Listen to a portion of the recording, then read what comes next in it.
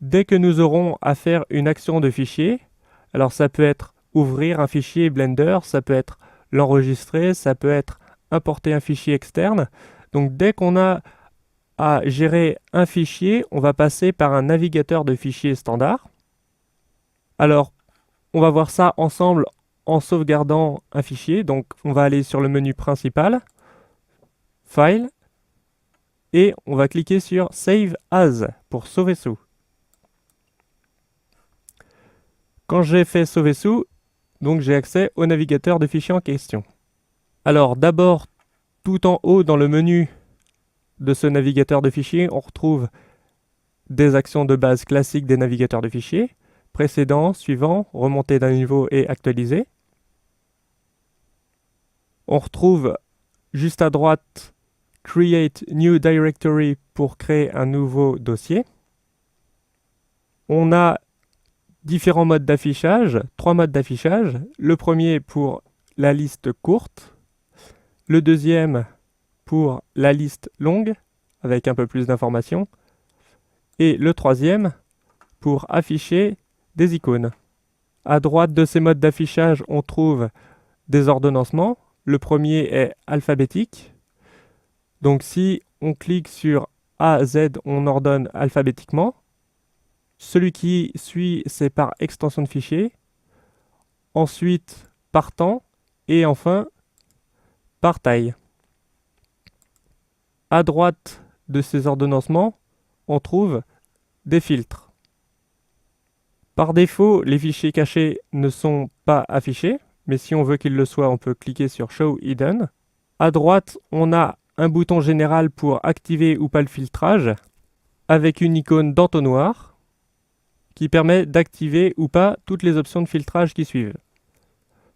Au niveau des options de filtrage, donc, on a activé par défaut l'affichage des dossiers et des fichiers blend. On a aussi l'affichage des fichiers images, des fichiers animation, des scripts, des polices, les fichiers audio et enfin les fichiers texte. Dans la colonne de gauche, on a un onglet Système qui permet d'accéder aux différents lecteurs de votre ordinateur. En dessous de cet onglet Système, on a un onglet Bookmarks qui permet de créer des favoris. Si on veut ajouter un favori, on va pouvoir cliquer sur Add et ça ajoute l'emplacement actuel dans les favoris.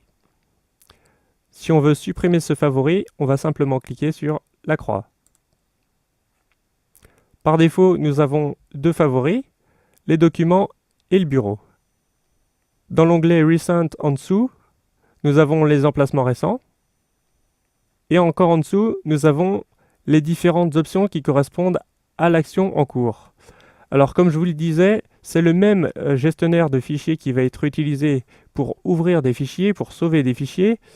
Et donc en fonction de l'action qu'on est en train de faire, on va avoir différentes options qui vont s'adapter en fonction du type d'action que nous sommes en train de faire. Donc là, nous sommes dans une action sauver sous comme fichier Blender et nous retrouvons les options relatives au fichier Blender. En haut, nous avons ici le chemin d'accès.